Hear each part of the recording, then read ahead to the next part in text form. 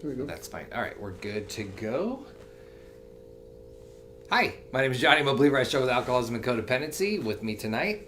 I'm John. I'm a believer who struggles with alcoholism and anxiety. And if you're watching this on YouTube later on, we do this video every Friday night at 6 o'clock Pacific, 9 o'clock Eastern. We're waiting for some folks to join us on our live Facebook broadcast. Marnie, you look like you're confused. Do we not have it? I don't have it. Okay, so let me see. Oh, we got people on, so that's good. We have 12 of you on, so Good. we'll just kind of keep our eye on things. Marnie, have you seen it yet? Not yet, but I'll keep looking. All right, what you want to chat for a minute, and I'll see if we can I find do. it? You know what I want to chat about today is that, or Got I it. guess tonight, is that something's coming this week, and it's something that we all look forward to, and there's a lot of opportunities to get too busy in it, too involved in the action and the excitement, when the excitement is not of presents and it's not of parties. The excitement is Jesus Christ. He was born, and he is our Savior, our higher power. And I think a lot of the anxiety and a lot of the kind of negative feelings that some people may have during this time of year, and a lot of people do. And as one of you do not feel guilty or you shouldn't feel this way, there's a lot of reasons why. But I'll tell you, if we focus on Christ, and this is why we're doing this is why we're doing everything we do, is for Jesus and to help more people find Christ. So enjoy the days off that you have. I hope you all have some time off to spend with family and friends. And if you don't, again, spend time with your people and celebrate recovery with your group. Don't isolate, but enjoy the holidays. But remember what we're really celebrating. It's not presents. It is Jesus Christ, and that is it's a pretty exciting time. It is, yeah. So as you're coming on tonight, if you have any questions for us, please leave them in the comments. I know that a lot of you are saying hi, which we love. We love seeing where you're from, and so if you want to let us know where you're watching from tonight, that's great. But if you have any questions, please leave them in the comments. And Marnie, who's on the other side of the camera, say hi, Marnie. Hi. Yeah, she'll read the questions to Different us. kind of high. Yeah, that was it. Sounded like I was worried about you for a second, but she'll read those and we'll answer as many of those as we can. If you're watching this on YouTube, if you have any questions, leave them in the comments. We'll try to come back this week and answer some of those as well. And so, has anybody? I know lots of check-ins, but any questions yet? She's saying yes. So let's Because see. you know what I'd like to do tonight, Johnny. Normally we kind of pick a topic and we talk about it, and we don't get complaints on it, but we want to. I think it's just as the year draws to the end. I think this is important, kind of, to just answer as many questions as we can. Yeah. Now we can only do that is if you ask a lot of questions. Right. And we'll try to keep our answers short so we can get as many of them through as many as we can. Yeah. Now, if you ask any questions about the new Star Wars movie, I promise not to use any spoilers. So, Thank you. go ahead, Marty. What do we got? So the first question is it okay to have co-ed CR functions outside of a regular CR night? There's such an emphasis on gender specific. Great. Why don't we talk about that? So one of the guidelines, or not the guidelines, one of the DNA parts of Celebrate Recovery is that all of our small groups are gender specific. Right. So that means that when we get together for our open share groups or our step study groups, those are always gender specific. Right. But does that mean everything in recovery needs to be gender specific? No, there can be, we have our leaders meetings where the men and women are together. That happens on a monthly basis. We had an outstanding Christmas party, and it was, you need to post some pictures of that, but that was really a lot of fun, and it was a lot of families and things like that, but it was men and women together. Yeah. And it's, I didn't notice any kind of inappropriate anything, except a lot of friendship, and it was really good. But the small groups where we're actually sharing our recovery, sharing our life, sharing our hurts, our hang-ups and habits, that needs to be gender specific. Yeah. And that's not a control issue, that's a safety issue. So we have our groups gender specific because it increases the level of safety in the group, and it allows our sharing to be deeper. And so there are times when recovery we do have an emphasis on gender specific things. So our groups are always gender specific, and I also believe that sponsors should be the same gender, definitely. and that our accountability partners should be the same gender. Yep. Now that doesn't mean that you can't have accountability partners of the opposite gender, but it shouldn't be all of them. It maybe your spouse is going to be an accountability partner or something like that, or people who are just in recovery in some way are going to keep you accountable because they're checking in and seeing how you're doing and things like that. But when it comes to those main parts of recovery, I truly believe that that's the safest way to go. Yeah, and I really think what you said, your spouse, I think that's certainly acceptable. But I think if my concern about that is as you share with one another your hurts, your hang-ups, and everything, you're going to become closer. I mean, I know that to the people the guys that I share with, and they're, our friendships are strong. Right. And so I really think, safety-wise, Yeah. there's a lot of good guys for guys, and a lot of good ladies for ladies. Yep. And that's how I'd keep it. Yep. Pretty good stuff. All right, what else, Marty? Here's one from Roger. What would you suggest ministry leaders say to their church leaders who shut down their campuses and CRs over the holidays? Man, that's a great question, Roger. So we always talk about Celebrate Recovery being, we meet here at the Lake Forest campus 52 weeks a year, every Friday night, even if that Friday night is on Christmas Day. But that doesn't mean that it's going to look the same as it would every other Friday night. So for example, we have had it in the past where Christmas has fallen maybe on a Monday or a Tuesday, but our church services have been on Friday for Christmas Eve. We have 15 services this year spread out. They start Saturday, right? And so depending on Christmas falls, we may have a Christmas Eve service at the same time we have Celebrate Recovery. Right. So we're going to have Rick's message on video brought in from the worship center into another one of the church Large rooms. Yep. And we're going to have church together that way. But Celebrate Recovery is still meeting. Right. Now, we have the privilege of living in a place where our weather is pretty good. We don't have to worry about road closures and being unsafe driving conditions and things like that. So It was 72 today. I don't want to say that to my friends in the Northeast or anything, but I just thought I was trying to get that pictured for you. Yeah, but so what I would say is that there are going to be some Celebrate Recoveries depending on geographic location, depending on the size of the church and what's happening at the church, that it may not be feasible to have Celebrate Recovery that night. So I think in that case, you kind of have to take it by a case-to-case basis. However, Roger, if what you're saying is the church is saying, oh, we're too busy, we're not going to have Celebrate Recovery tonight, I would have a conversation with them that would just say, we often talk about this. There's been a couple times where Celebrate Recovery Friday night has been Christmas night. And we've left, we've gone to CR together. And you said to me one year, I'll never forget it, you said, Johnny, we're not going to have that many people here tonight, but the people who are going to be here really need to be here. And I love our Christmas night meetings. Yeah. It's my favorite meeting. I think we get to do it like every 7 years, I believe. Yeah. And but I mean, those are really special. Yeah, and so I think that's what I would say. I would say, listen, you may not have as many people there on a special night, but the people who are going to be there really need to be there. Earlier, Pastor John was saying that if you can be with friends and family who are safe for you around this time of year, for some people that may be their church family, their Celebrate Recovery family.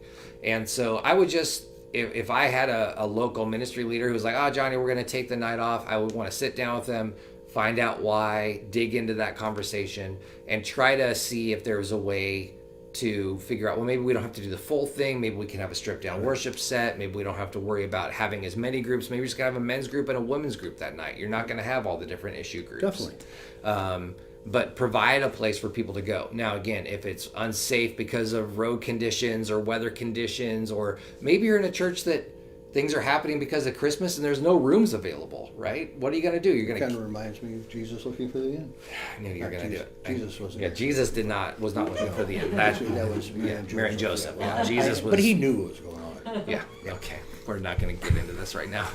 The whole point is that you may be in a church that every room is being used for a church service related thing, and so you may not be able to have access to your rooms. There's really nothing you can do about that. You're a ministry of a local church, so you're gonna have to serve your church well that night. So there's so many different things that can be involved with that. Great question though. Marty, what else? This one's from Mary. Should someone sit by the door for people that come in late or to welcome those who made the decision to walk out for whatever reason? We have not done that. I think my initial thought, Mary, would be that it might draw attention to somebody coming in late, and they may have been sitting in their car saying, okay, I'm going in this week. I've been sitting here for 3 weeks out in the parking lot. I've got God, let me get in there and start. And if somebody would pop right up and greet them, that might have a negative effect. I understand it might also have a positive effect, but I would always lean on making them feel welcome and warm without knocking them over. And I've been in church a long time, and some churches are very gracious about that, and they don't do what I call the hard welcome, and there's others that do maybe a harder welcome. So that would be that. And then on someone who's leaving, I think, they may, now we're going to get down to some basics, they may be going to the restroom. Right. And so I would just kind of let that go. I would say maybe the next week, if somebody noticed they were leaving, maybe have somebody sit next to them and be able to just make them feel comfortable. And they just may not know anybody, and it's hard for them to come. And for a lot of people, it is. Yeah. So I don't think that is a necessary part, because I do see some negative sides. I know that's not your desire in this, but that's my take on it. Yeah, no, I think the positive thing is that I think all of us, especially if you're a leader in Celebrate Recovery, need to be looking out for the newcomer. And so I think if you're thinking, hey, our team, the leaders, we need to look for people who look lost, who look confused, who look like they're crying, who look like they're in pain, and try to meet their needs. That I stack hands on. I think that's a beautiful thing. But I think I agree with both of those things. I think recovery is a process. Some people are going to come late on purpose because they don't want to be greeted. They don't want to have the whole. They want to come. They want to sit down. They want to leave early. I want to give them the room to do that. I want to give them the room to just come to large group for a couple of weeks and not go to open share group. I want to give them the comfort of going to open share group for a while and not sharing and feeling like they need to be pressured into sharing and maybe not going to large group. Right, and just have this process that God is going to walk them on, and we're going to facilitate that process. We're going to steward the environment and try to help them get to a place where they're going to have a relationship with God. But we don't want to police that place either. So, and I know that's not what you're saying. I'm saying I think that something like that. If you've got a great disposition and you make people feel at ease, that's great. But maybe one night you're not there and somebody who's a little bit more intense could kind of get in there and maybe make, hey, what's going on? They could feel like, oh, they pointed me out because I was late or whatever it is. And so I think somebody who's looking around for newcomers, who's got a heart for that, who's good at greeting and doing those kinds of things, and just kind of having an eye for that is a really important thing. If we could ever get Marnie to get on this side of the camera, she has a great story about her first Friday night at Celebrate Recovery. And how somebody greeted her and kind of took her and put her at ease when she began her journey. And I think about that story a lot when I think of somebody who is new at our home Celebrate Recovery here on Friday night. That sometimes just a little like, hey, we're so glad you're here. That can really go a long way. But I agree. I think making somebody feel like I'm chasing you down to give you a bulletin and a pen, or why'd you leave? Like you said, maybe it's a phone call, or maybe things did get too real on a testimony night. Somebody could be sharing something and they just need a little space, and we want to give them that ability to do that. Yep. All right, Marty, what else? Okay. Could you review the qualifications of a sponsor? Their group is growing, and several women are going through step study, but not strong enough in the CR Bible. Would they qualify? So a sponsor, the general, I'm just going to give it to you in generals. Should be the same gender as yourself. Somebody who is a believer. If you're in a Christ-centered recovery program, we believe your sponsor should be somebody who is a believer in Jesus. And the last one has more recovery than you do. They've been in recovery. They've completed the steps and principles. They maybe have done a step study, or they've been in Celebrate Recovery or traditional secular recovery longer than you have been in it. And they are going to help you go through that process. Now, for a more detailed way to do that, there's a couple of things. In your step study, you're going to go through what to look for in a sponsor. If you do the Journey Continues step study, you'll see some of the qualities of what makes a good sponsor. And then we have something called the Advanced Leadership Training Guide, and there's a whole sponsor training in there. What I would encourage you not to do is don't try to govern those relationships, meaning we've decided that you cannot be a sponsor or you cannot have a sponsor if she's not a leader here at our Celebrate Recovery. You're going to burn out the leaders. It's going to get messy. It's up to the individual to find his or her sponsor. And as a leader in Celebrate Recovery, if somebody was coming to our group for the first time, I would be encouraging him to get a sponsor, but at no point am I going to say I need to meet him and go through his credentials and vet him and make sure that he's qualified to be a sponsor. Yep. And the other thing is that if you're all the same level, what you're really looking for is an accountability partner. If you're in a step study with some people, or if everybody's kind of new to Celebrate Recovery, kind of at the same place, accountability partners, accountability teams work. And again, they're the same gender, but they may be at the same level as you are in recovery, or just a little bit ahead. But you can have somebody you can share with, or a group of 3 or 4 ladies or men that hold each other accountable. And I like accountability partners. Me too. Because sometimes a sponsor, 2 things I love sponsors, don't get me wrong, Right. I'm not putting sponsors down a bit. I had a sponsor that's got so many years of recovery, I don't know how he does that. But anyway, the sponsor thing, it can be one of the things you need to watch for. It can become so dependent. Our dependency needs to be on Christ. Or we need somebody to help guide us, keep us balanced, and that's a sponsor. However, accountability, and also the sponsor, and I know this has happened, because I've been in recovery a long time, where sponsors have died or moved away. And that was a relationship that was so close, but if they have an accountability team with 3 or 4 different guys, somebody moves, somebody can't get a hold of them, they've got other people they can go to. So take a look at that too. There's nothing wrong with a sponsor. I encourage you to have a sponsor, but you can have an accountability team at the same time. Yep. Great. What else, Marty? Can we just do a shout out to Melanie? She's struggling as a ministry leader, and she says she's seeking the Lord about leaving the ministry. So, Yeah. Well, how about better than a shout out? Let's just give her a little prayer. Okay. Well, God, we just pray for Melody, and this is not an easy ministry. I think we all know that from the day we start getting involved. And people can feel burnout, and people can be overtaxed. And God, we just pray for Melody that she has before she decides to leave, that she reaches out to some other people, some other leaders that can help her and kind of share this load with. None of us have to take it all by ourselves. And also, God, if she needs to take a month or 2 of just some time away, let her know that, and let her be free to do that, and have the people there that can cover her group for her. In Christ's name we pray. Amen.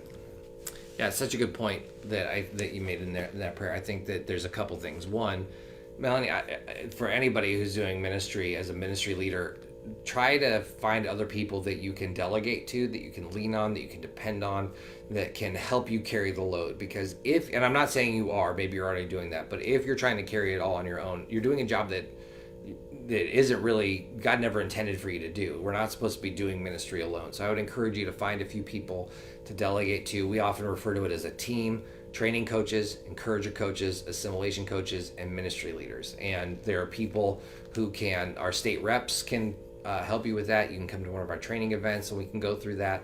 But basically those, and they're actually listed in the leader's guide as well, but those roles will really help so that it's not all falling on your shoulders. But maybe you've done that and you're tired and it's this time of year. And so I would ask you to kind of do what we do for a lot of different things. Take some time and journal about it to kind of say, is this something that is happening because I'm tired and the season is making me sad because the sun's not out and I'm having a hard time juggling family and Christmas and ministry? Or is this a thing that's been going on for a while and it really is time for me to step away? And just know, I think sometimes we can be kind of like, don't give up, keep in there. And that might be exactly what you need, but you also might need to take a couple weeks of a break And you might need to say, it's time for me to step down. And I don't know what that is. So I encourage you to keep seeking the Lord in that. And just know that if that's what you decide you need to do, your celebrate recovery will be okay. The people will be okay, because this is God's ministry. It's not our ministry. It's not your ministry. And so he's in charge of all of that. And the other thing is, talk to some people. Yeah. Before you decide to leave, talk to some people and see if they can help you. Yeah. And again, you can take some time off, but you can get back again, because I can tell that it's important to you. Yeah. And it is certainly a blessing, but you don't want to be wearing yourself out either. Yeah, one thing I would encourage you to do is to reach out to your state rep. So go to the Celebrate Recovery app or the website, and you can search for your state rep there, and just talk to them a little bit. They may know some ways to help you, or they may even be able to kind of direct you a little bit on how to get some of that help with the team, or they may just even be around to encourage you and just tell you you're doing a great job, because I know you're working hard. And so, yeah. What else? We always say this when we talk about our state reps. They're the amazing group of men and ladies. They're all volunteers. There's no charge to talk to them. There's nothing. They can come visit you if you give them enough time.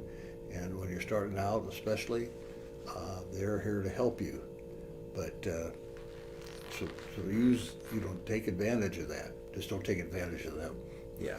Well, and the other thing we need to talk about too is we often talk about state reps when we actually have international reps and all over the world, and Right. So when we say state reps, I know some people are like, oh, I'm in Brazil and I'm a regional rep here, but it's not a state, or I'm in Canada or whatever, and we mean you too. And so we got to figure out that language, but everybody who does that as a volunteer to help CR start, it's a really exciting thing. So thanks for doing that. All right, Marty, what else? So Will and Wes are both asking, last week we talked about the New Year's resolutions. And if we were going to still be putting that on the web for them to be able to download, and the notes. Yes, we're working on something right now for that. So thank you for reminding us. That is coming. Great. Yep. Okay, so on the heels of the sponsor, Christine is asking, should we be using the sponsor agreement, and how do you approach it with a sponsee? Yeah, I think the sponsor agreement in some ways is sort of like the leadership covenant. So it's something that makes it a little bit more, it sets the tone. It kind of gives you the idea of what it is that you're both agreeing to. But I think it's important to remember that it's not a contract. This isn't a lifelong relationship that you're entering into. So I think some people are going to really benefit from sitting down and saying, here's what we're agreeing to. I know my first sponsor said, you call me every day until I tell you don't have to call me. Right. And so I called him every day. I've had sponsees that I've said, I'm your call, especially when my kids were little, or I'd be like, I'm not your 3 a.m. call. So you need to find somebody else to be that, because the rule in our house was you wake up my kids, you put them back to sleep.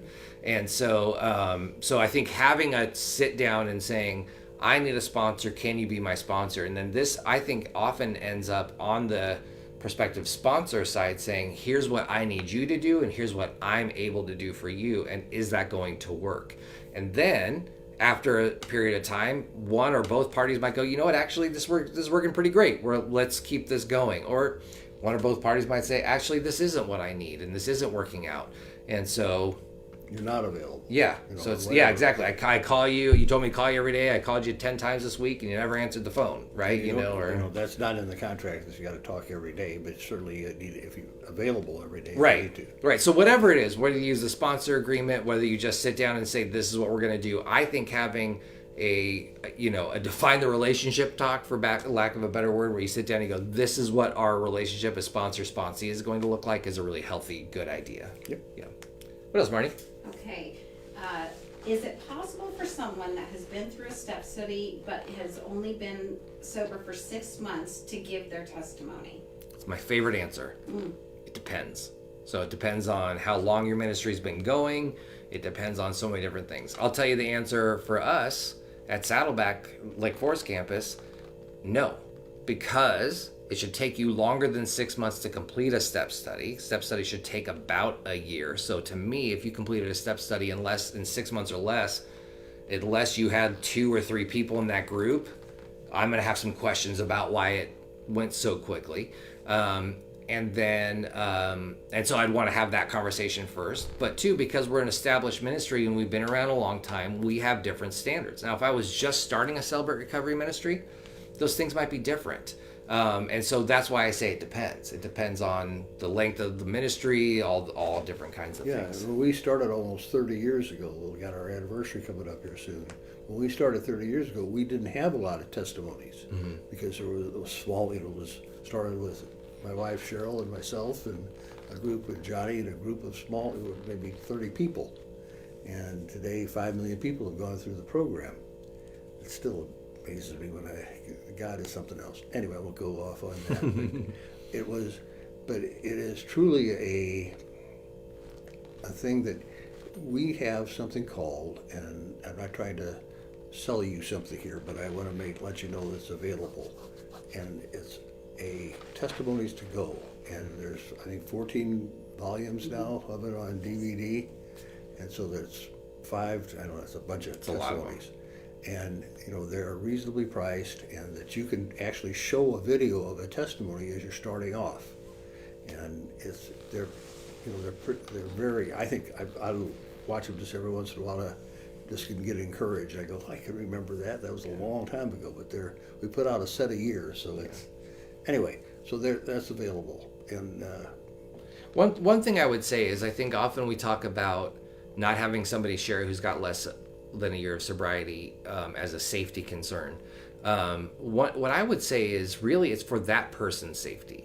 When somebody's getting up and sharing their testimony and they've been in recovery for only 6 months, 6 months isn't you haven't gone through a whole calendar year yet. And so, for a lot of people, this season, the Christmas season, isn't the happiest season of all, right? It's not the most joyous season of all. And if you haven't gone through your first recovery Christmas, you may not know how you're going to respond in that. You haven't gone through some of the things, the ups and downs maybe yet. And so I think often it sounds like we're saying, oh, that person isn't safe to share yet because they don't have a year, like there's something magical about the year. But really what it is we're setting that person up as an example in front of everybody, and they may not be ready for that yet. And so often we're saying no because it's going to protect that person. And so there's just lots of different things to keep in mind with that. So what I would say is you need to have some standards in place for who gets to share their testimony. The longer your ministry goes, the more strict those standards need to become. If you're just up and running, you used to say there are 2 qualifications to become a leader even in Celebrate Recovery when it first started. You had to you've had to have heard about the 12 steps basically and be able to fog a mirror, meaning you're still breathing. that's right. And now, if you want to be a leader here at Celebrate Recovery at Saddleback, it's not that easy, right? It's harder and harder every year to become a leader. And people will often say to me, it's too hard to become a leader here. And I say, good, it should be. It's a big deal to be a leader here, right? And so the same thing with so many parts of Celebrate Recovery. If you're a brand new ministry and you're looking at Saddleback Lake Forest and you're saying, oh, we got to be just like that, do everything exactly how they do, you're going to be disappointed because it's hard to do it that way when there's 2 of you trying to run the whole ministry, when nobody has recovery and you're trying to figure it all out. So the longer you've been in ministry, the more locked down those standards are going to have to be. So it really, really does depend. I would encourage you to get the Testimonies to Go DVDs. I'd encourage you to talk to your state rep, not just because they can help you with those standards and with those protocols, but also they may know of like 10 different CRs in your area with people who have a lot of recovery who would be willing to drive to your CR to share their testimony. That's right. So That's right. that's a great question. Thank you, Ed. I think we have time for one more question before we go. Well, here's a good one. Elliot is saying, how can we partner with CRI like Operation Christmas Tree? We should want to gift their kids. So. Right. Okay. That what he's talking about is Angel Tree, Yeah. and it's with Prison Fellowship, and that is an amazing ministry. As a matter of fact, we do not partner with any other ministries just for the fact that this works out better for us. However, we do have a partnership with Prison Fellowship, and together we are the largest prison ministry, I believe, I know in the United States and I think anywhere, and that gives us an opportunity to do a lot of different things. But it is Angel Tree is an outstanding program, and look into that. I can't answer that in a. Here's what I encourage you to do. email Danny. Danny is the National Director of Celebrate Recovery Inside. Somebody will leave his email as a response to your comment. I think I don't know. Is it Danny D? Danny D. Danny D at saddleback.com. And he would love to connect you with that. He's like I said, the National Director of Celebrate Recovery Inside, and he can help you with that. We love Angel Tree. We love being able to give back in that way. I heard a story about somebody at our local Angel Tree that said there were a couple girls who grew up getting presents from Angel Tree, and when they turned about 14, they told their dad, they said, hey, don't submit our name for Angel Tree this year. And he was a little sad because he still was inside and he didn't know how to provide. And they said, it's not that we don't want gifts, it's that we want to serve now. Mm-hmm. And that's a beautiful story of two girls who had grown up receiving gifts from Angel Tree, and now they want to give back to that program. And so I would just encourage you to look into that a little bit. And so, next year to be involved in it, we together with Prison Fellowship and Angel Tree and Celebrate Recovery, more and more kids every year are being served that way. And if you don't know what Angel Tree is, basically it's somebody who's incarcerated will ask for a gift to be given on their behalf. And so you take an angel ornament off of a Christmas tree and then you buy the present, and that comes from the parent. It doesn't come from you, it comes from the parent. And so while they're away, they're able to give their kids. And ministry happens both to the incarcerated parent and to the family through Prison Fellowship and Celebrate Recovery that way. So I'd encourage you to get involved with that, and we need to talk about that again soon because that was a great night. Well, everybody, thank you so much for joining us. If you're on Facebook right now, thank you. We ask you to share this. If you don't mind, put it on your page. Give it a thumbs up. If you're on YouTube, make sure you like and subscribe to this channel. We're going to post these every week and other content as well. And make sure you like and subscribe there. Leave comments. And I'd like to say Merry Christmas. Yeah, Merry Christmas, everybody. And we will see you next week. Bye, everybody.